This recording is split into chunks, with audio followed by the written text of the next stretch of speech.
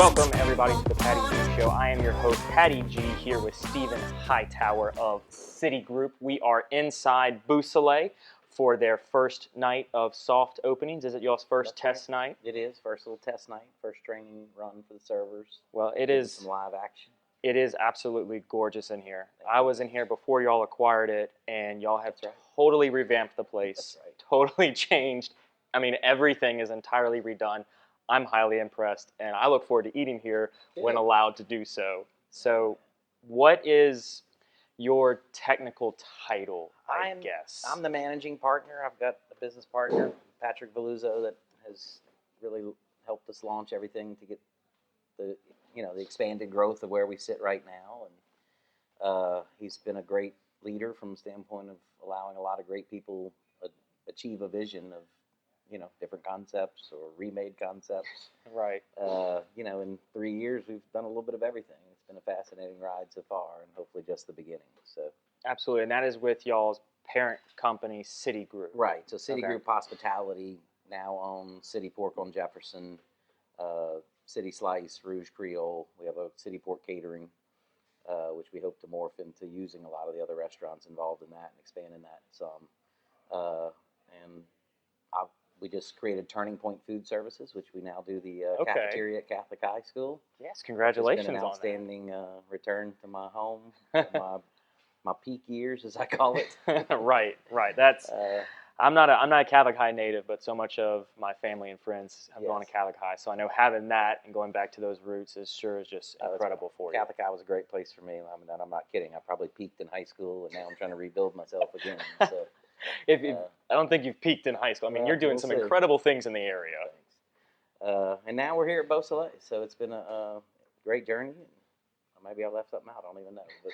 So how did you get started on this journey? What was there something before Citigroup? Was it always Citigroup, or what's your background? Yeah, no, it's a long journey. A guy named Mark Frioli that owns Fred's in Tigerland gave me my first shot, and I went there to apply for a job when Murphy's at LSU was in service, and I think at that time I was trying to get a bartender job. He told me I was too nice to work there, but he had a restaurant, and I'd worked in restaurants all through college and high school, and so he gave me a shot to be an assistant manager. And, the unfortunate thing happens in life, and to Murphy's, the business doesn't stick around, and then I got the opportunity at Ruth Chris Steakhouse. So I showed up over there one afternoon, asked for, could I get an application, and met with Kevin Kimball, who now runs Stabs across the street here, and great guy. And he told me that Tommy Mansour, who was of Mansour's fame, but had then since moved to Ruth Chris Steakhouse, he goes, Tommy's out of town, and but where I'm going to take this application. And I left it with him saying, look, Kevin, I'll bust tables, run food, whatever you got to do, just get me in some management and training program. And, we kind of knew each other, and so he was being very nice to me. And he's like, oh, yeah, we're gonna call you, And I left there, and I'm like, okay. I just got fluffed, and, Tommy's out of town. But, about 2 hours later, Tommy Mansour called me. I said, oh, sir, I thought you were out of town. I thought, He goes, oh, no, we'd love to get you in for an interview. So the last week of Murphy's, LSU beat Florida in 1996. Okay. When they were number one. That was one of the Bring Back the Magic Jerry DiNardo days, I believe. And then, so I was out of a job after that, got hired by Ruth Chris the next week, and Ole Miss kicked their tails by a bunch, and I worked 80 hours that week working for Ruth Chris Steakhouse. So nice. I love telling that story because that was the reality of the business that struck me. But I was in a glorious spot, and got the opportunity to work for Ruth Chris Steakhouse for almost 7 years. And traveled a little bit to Nashville, Memphis, and other places. But an incredible experience that I refer to. And as I tell Tommy Mansour, Stan Harris, the guys that gave me that opportunity at the time, TJ Moran, God rest his soul, but put me on the map. Yeah. And, I made the most of it at that time and at a young age. And ever since then, it's pretty much been my calling card, with knowing that I had that type of training that's got me in the door and plenty of other opportunities.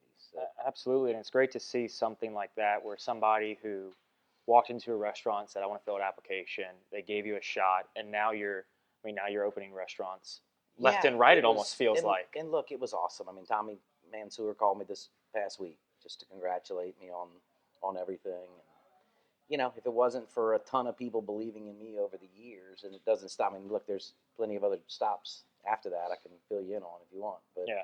but that was kind of the launch, and then I, in between that, had some entrepreneurial spirit. Tried to open up my own place. That didn't work out at one time.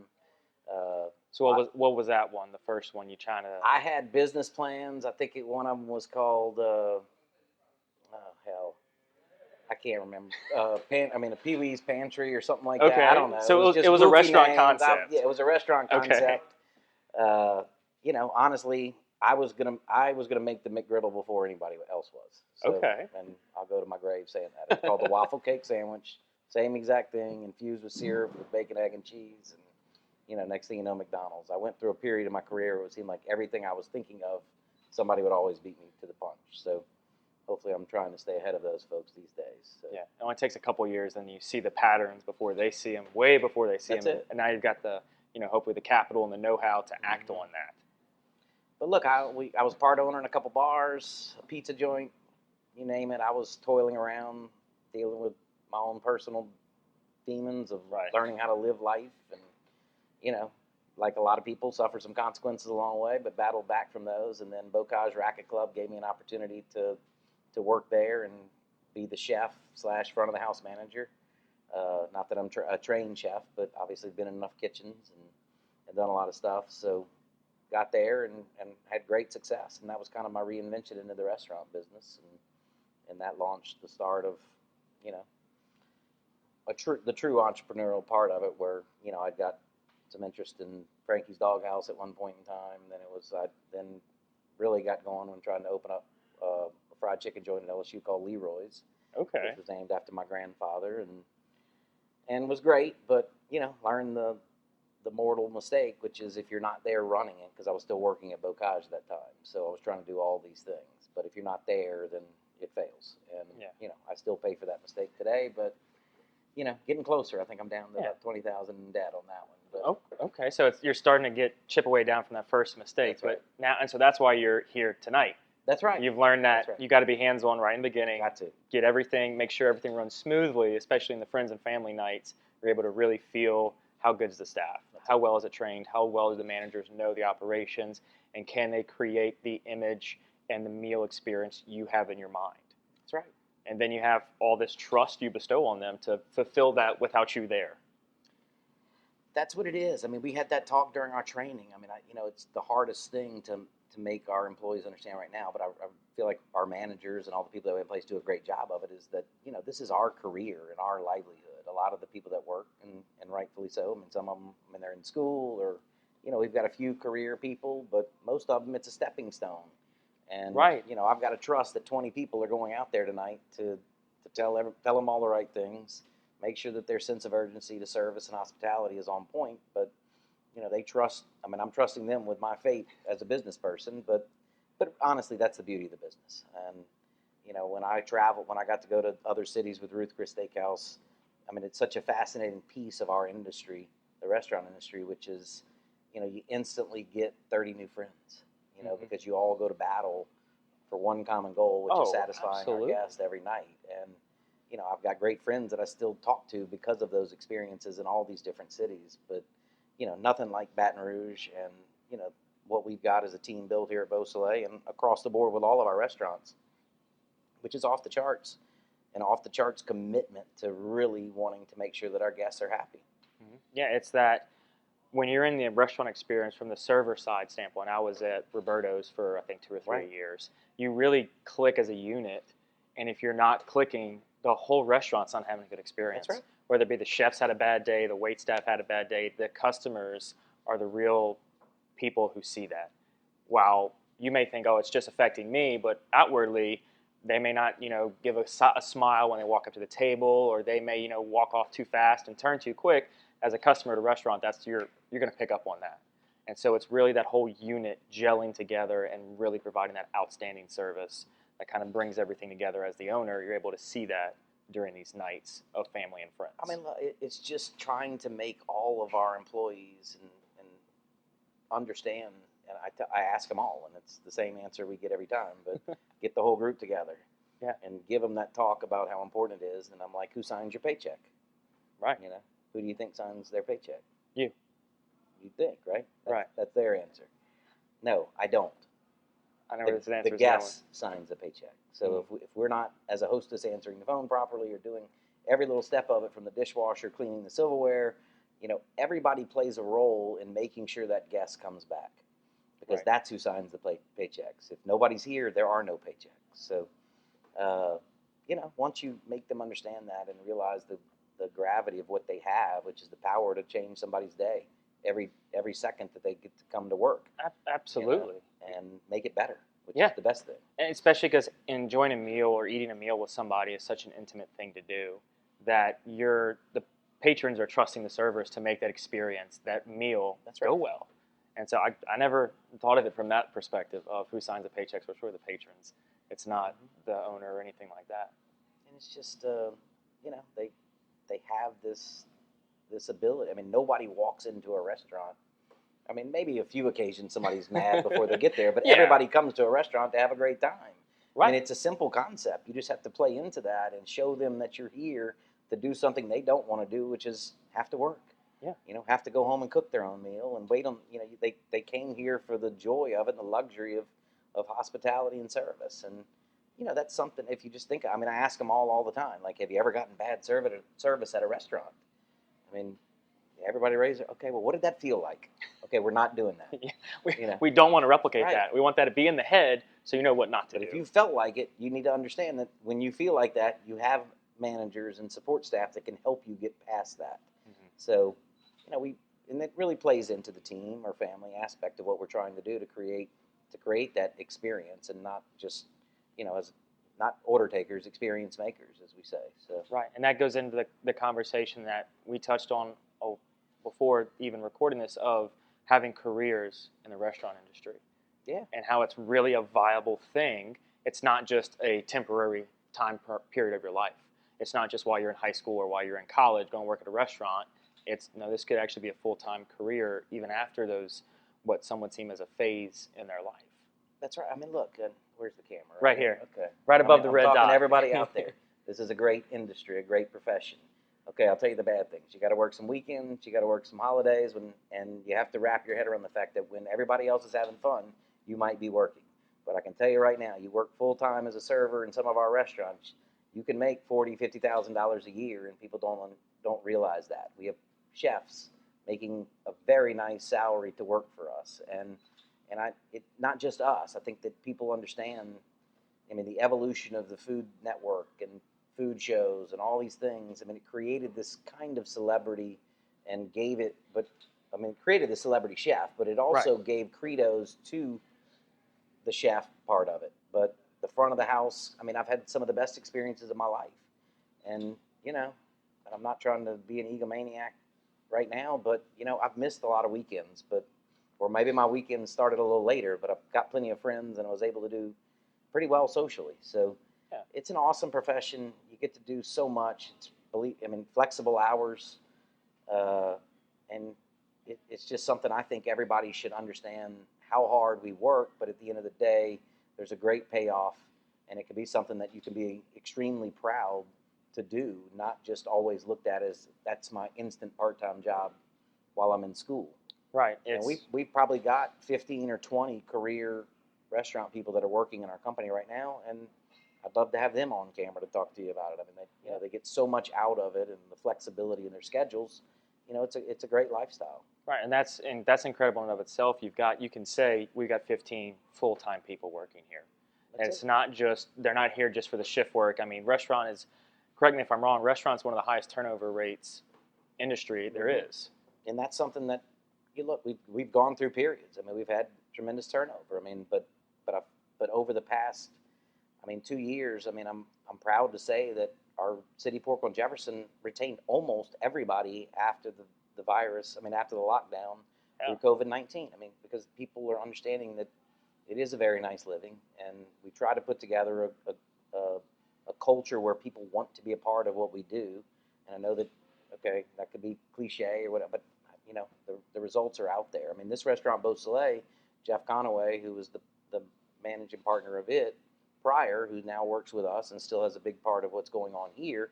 I mean, we've still got 6 or 7 of the people that were working for him after. So, you were talking about this acquisition. Part of the best part about it was the fact that we were able to pick up some super talented people that are going to hopefully allow us to continue to grow in the right direction. But they all have this understanding and mentality of what, service, hospitality, incredible food, a passion for food, which I think is something that gets lost sometimes. But yeah, it gets lost of having that passion of when you really cook it. I mean, especially in, Baton Rouge, we don't have a lot of that really passionate food in the area, or at least that's not being showcased. Yeah. I'm sure there is, and it's, how do we showcase this within the restaurants of people truly are passionate, people truly do care about what goes on the plate. They're not just trying to get these orders in and out and across the line. That's why I'm thankful for the Patty G show tonight. I mean, I think that there are some incredible restaurateurs. Mm-hmm. I'm very lucky to sit on the Louisiana Restaurant Association Baton Rouge board, the Baton Rouge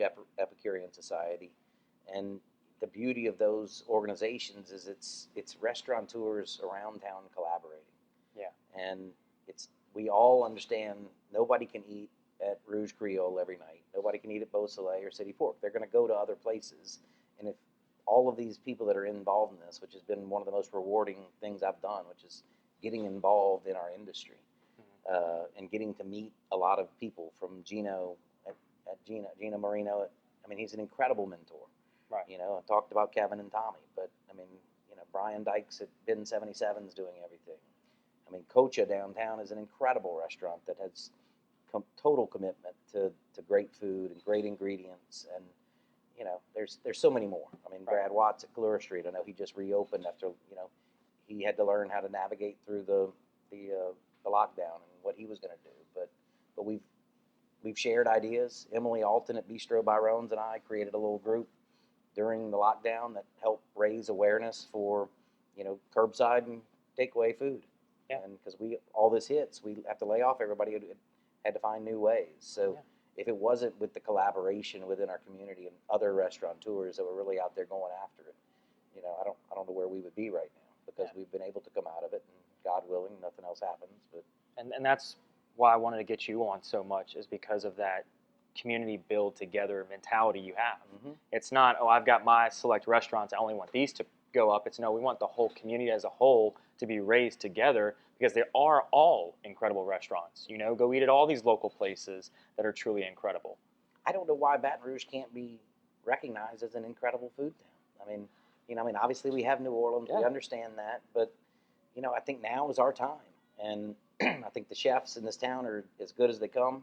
The restaurateurs are as good as they come, and I really think that you're seeing more and more people, trying to push the envelope and really make people understand how wonderful food can be.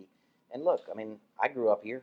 I mean, I get it. I mean, I still love my fried seafood and my etouffees and the Louisiana and all classics. these other things. But come try octopus at Beausoleil. It's world class. Ooh, octopus. We found that we've got enough familiarity, but we're going to push it with trying to introduce some new culinary twist to Baton Rouge. And I think there's plenty of other restaurateurs that are out there doing that. And I always get a kick because why is Charleston so great, or some of these other small to or mid-sized cities? I mean, I know we're not quite to their level, but why not? Why not us? Yeah, why can't we be at that level? I mean, Baton Rouge we're the biggest small town that I know of that is so local centric, so people centric that everybody I've asked at the end of the show, you'll get asked the same question: is what do you love most about Baton Rouge? And every time everybody gives me an answer, it's always the people helping people, the people supporting people. So why can't we really go to the restaurants and say, hey, what you got that's unique? What's a flared menu item that you have? What's something that's not the typical etouffee or bisque that's normal on the menu, that's your weekly that everybody's going to go to for the hot spots and the normal? What is unique that your chefs are creating that's really, really creative, and how can we highlight that? I think that it's where you were. When was that? Friday night at Government Yeah, Taco. at Government Taco. I'm like, okay, this isn't your normal taco joint. It is not. I mean, this is an evolution. This is using incredible ingredients to make unbelievable flavors through the vessel of a taco. Right. I mean, so just along with their beet hummus alone, I would never, if I saw beet hummus on a menu, And Jay does really well with the names of his menu items. Right. They're never what it is. It's not going to say beet hummus. It's something, good and wordplay. And so when I ordered it, it comes out and it's pink. Yeah. I was like initially our normal thought is, I'm not sure how a pink hummus is going to taste, but it's amazing. And we've got a beet cocktail sauce here. So, Yeah. I mean, that's what I'm talking about. I mean, I was Ryan Andre, our first chef at City Pork. I mean, look, he set the bar with some incredible dishes over there, and I've been lucky to be around Jay, Ryan, I know Chris Motto at Mansour's is unbelievable too. I mean, there's just, the names can go on and on. I mean, I'm telling you, I think people, those guys have seen a little bit of fame through different shows and such, but, the commitment to what so many great people are doing here. I mean, our day will come, but our goal and what we're doing with Citigroup Hospitality is continue to revolutionize and then create that evolution of our food. Right. And if we stop growing at City Pork, then with our menus and understanding that, we've got to adapt to what people want. I think the biggest thing that we've done over the time with that restaurant and what we're definitely doing at Rouge right now is listening. I mean, people are going to tell you, and some things that we think are great might not be that great when people taste them, but we're trying. Yeah. At least we're putting it out there, and they don't all work, but there's some great things going on. Yeah. How can you find out what does work if you're not putting it out there? How can your specials? I guess people, when I think of special, it's like, okay, that's what they're trying to, be creative with. Mhm. Use some artistry with that, and say, hey, try this. It's unique. Right. I've done a couple times. I'll go to restaurants and say, tell a chef to cook whatever. Yeah. If he's got a dish he's wanting to try, let him cook it, and I'll eat it. And my opinion's probably like worth that zero, but I'm one, and if two people come in that night and he cooks the same thing, and those two people say that's great, well, now you're starting to build up some database of how this dish is, and he could have a go-to dish when somebody comes in and says that he goes and cooks. And then you're able to say, all right, we had 12 people, 15, 20 people say this was all delicious, no one said it was bad, let's try it as a special.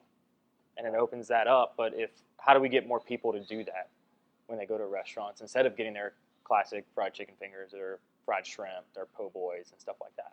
I mean, look, we have Chef Rory winging at City Pork right now, who is really in a sweet spot as far as understanding what City Pork is from this meat-centric, understanding the role of charcuterie in our dishes, understanding the role of smoked meats, but then expounding on that with, all the different things that we do. I guess I'm losing my mind here, but the chef here at Beausoleil, David Dickensage, I mean, he's worked for Morimoto, Charlie Trotter. I mean, all of these big-time chefs, and from a standpoint of from technique to understanding different. I mean, we've got stuff on our menu right now that I've never even heard of. I mean, I couldn't even tell you what it is. I mean, really? I need to go through the training myself. But not that. I mean, I just don't. Yeah, it's the name. I don't know. I'm not as savvy when it comes to that stuff, but I'm telling you, this guy has the most incredible palate for food, and then being able to put together so many unique ingredients into a plate.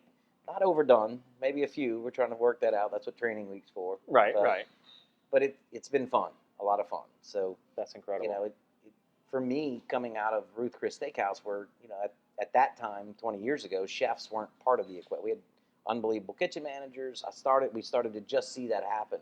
But now, looking at the business as a whole and having a chef that is truly, out there creating these dishes, it's been just so much more fun for me, to be honest with you.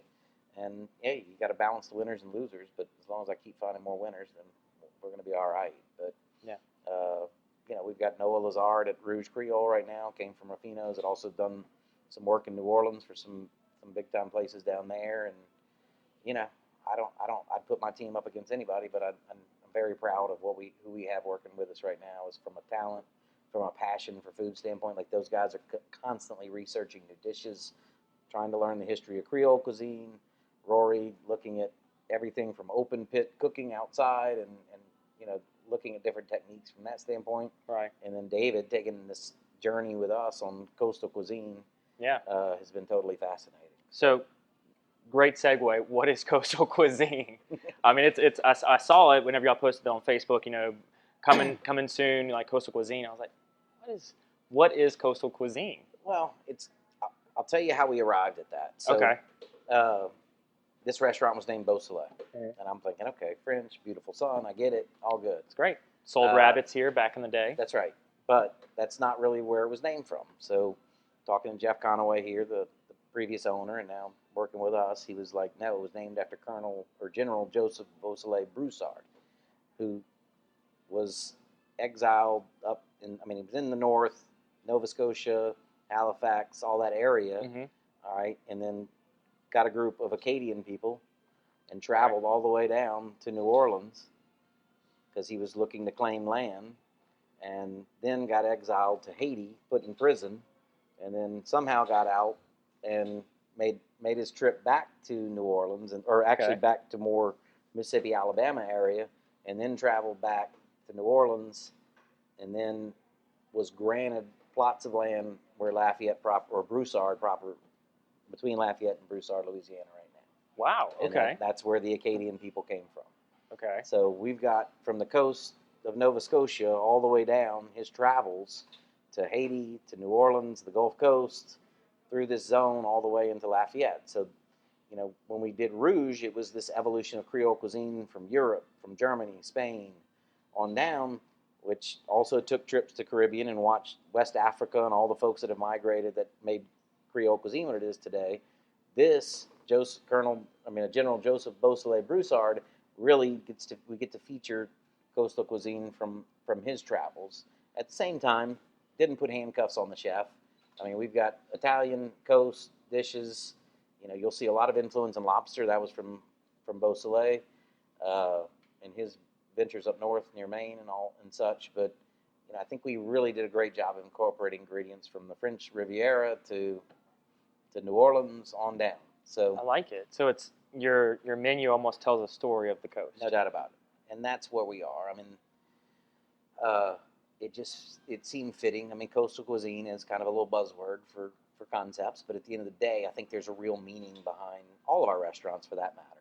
Mm-hmm. Whether that's city pork and understanding, you know, the art of smoking and preserving meats from the charcuterie and where it was rooted in, and to now Rouge and Beausoleil coastal cuisine. Right. I think every unique story to tell, and that story can be told by me through this, but it's going to be more told through the food that you taste. Right. And there's an explanation for some of those flavors. And that's the incredible part. I went to a wedding a couple weeks ago that City Pork catered, and y'all had that big old board out, the charcuterie board out, and it was amazing. I was like, oh my gosh, why can't this needs to be first needs to be at every wedding, City Pork catering, but having this whole layout of such different variety of foods, it's truly incredible what you're doing within each unit of your city hospitality group. And that charcuterie is still our heartbeat, still what drives it. I mean, I've heard it called adult Lunchables. It's been fascinating to see. I mean, look, Trey Williams, Chase Lyons, guys that really originated the concept that I was lucky to be a part of and eventually buy into. But it was their passion in the beginning that got it going. And Chase is an incredible restaurateur of his own at Soji right now. Right.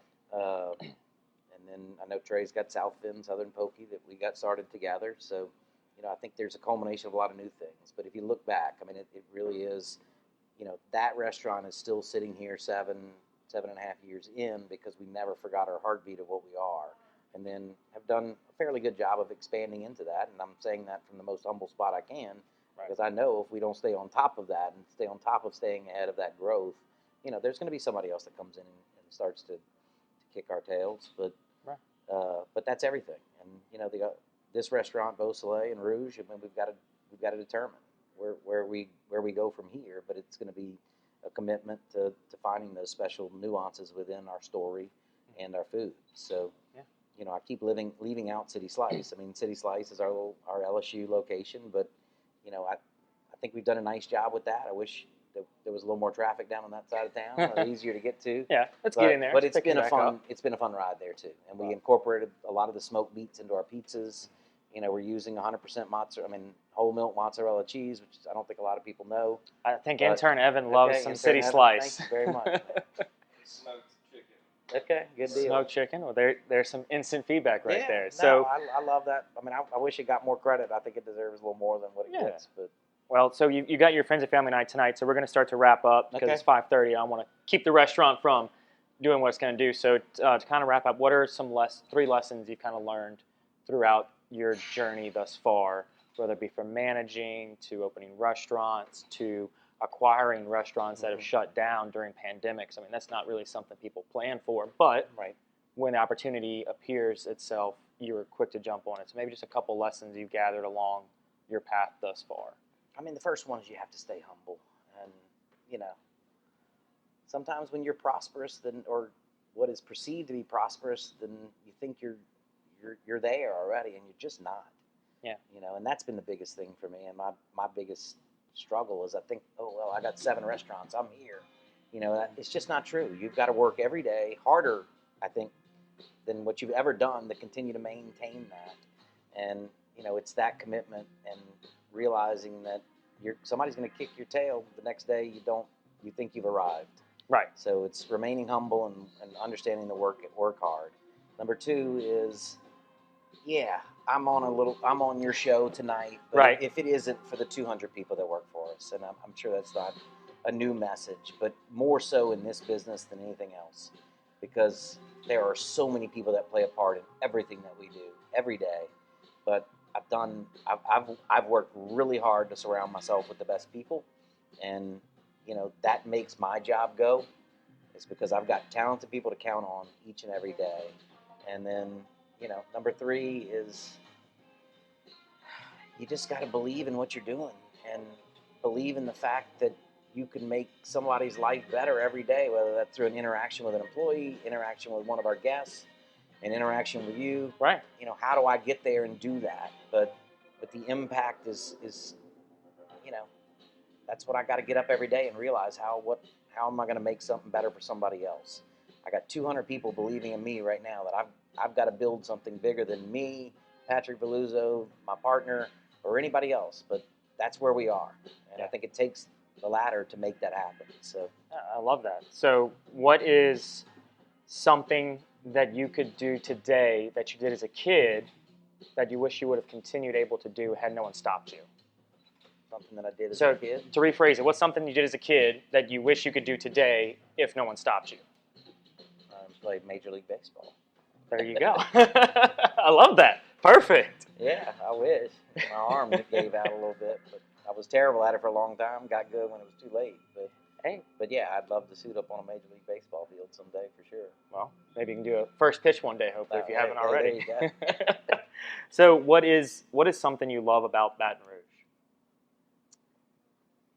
I think that maybe it's a little different. I think that people don't realize, and I'll say this right now in the climate that we have, not everybody's perfect out there, but I think that no matter your color, your religion, your political beliefs, I actually think everybody in Baton Rouge believes that they're the best. Yeah. And I think that they believe in each other enough to work with everybody. I think the diversity in this town and the ability for everyone to really get along, I think is just a fascinating dynamic. I get to live it every day. Yeah. You know, we have incredible diversity within our company, incredible diversity in ideas, and I think that that's one of our strengths. But I also, for us at Citigroup Hospitality, but more so than anything, I think that Baton Rouge is on the upswing, and I think it's going to be all of this belief in what you can be here. And I think people are going to start seeing that more and more because I'm fascinated by this city.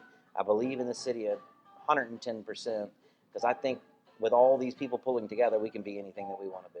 I think that was said beautifully. I mean, that's the whole purpose behind the Patty G Show is to do that for Baton Rouge and then, eventually get to Louisiana as a whole, as a state, but just to show how great we are, how great everybody is doing things over here, how well everybody works together, how everybody self-promotes everybody else, and how we just all want to succeed together. So one final question for you is, what can I do to help you? I think you continue to illuminate what you're doing right now through this wonderful show. I mean, I think that that's what it's all about. If people realize that there is opportunity here, there are great jobs here, there is definitely incredible people that why would you not want to be a part of what we have? Absolutely. And it's kind of like where we are right now with our company. When I try to hire other folks, hey, come in. We're on the ground floor. Mm-hmm. I only got 3 or 4 other people that are going to help me build what Patrick and I truly want to build. All right. So come on, come to Baton Rouge and realize that we're on the ground floor of what can be a really great city, but we need the idea makers to come blend in to what we already have started at the foundation and grow it. Absolutely, I love that. And y'all heard it here at Beausoleil. If you're passionate about what you do, you've got great ideas, you want to be in the restaurant industry for long term, check out Citigroup Hospitality and what they're doing. When Beausoleil is open, go and eat there, and just support your local restaurants in general. Definitely. If it's locally owned and operated, check out your local restaurants. Support them because they are the backbone of not only our local economy, but also on a grander scale, the tourism sector, attracting people to come here and saying, hey, we've got great restaurants, we've got great venues, we've got great events. And tourism, the industry is huge. Hospitality industry is huge. Do what you can in your local community to go about making that place just all around better. So what are going to be your hours? Do you have an anticipated opening date yet? I hope by Wednesday or Thursday we'll be full throttle, but we're going to open up very softly this week. Gotcha. We will be open on Wednesday, hopefully building into a big weekend, but fantastic. Well, when you're listening to this podcast, it'll be hopefully they're in full swing because it'll be going live next week for the actual podcast. Yeah, but we're ready to roll then. those tuning in on Facebook, y'all check out this weekend. Check out their. We're ready. Let them know you want to eat here and just show up and flood them. Show your support for local restaurant and reopening. And thank you so much, Stephen, for coming on the Man. I really appreciate it. Appreciate you. We'll have to get on a different time. Have to figure out the schedules, get you on back again to go to the other restaurants we've got and kind of explore those as well. But for those listening and those watching, I'm Patty G with the Patty G Show here at Beausoleil in Baton Rouge, Louisiana. Thank y'all so very much for listening. Y'all have a good night.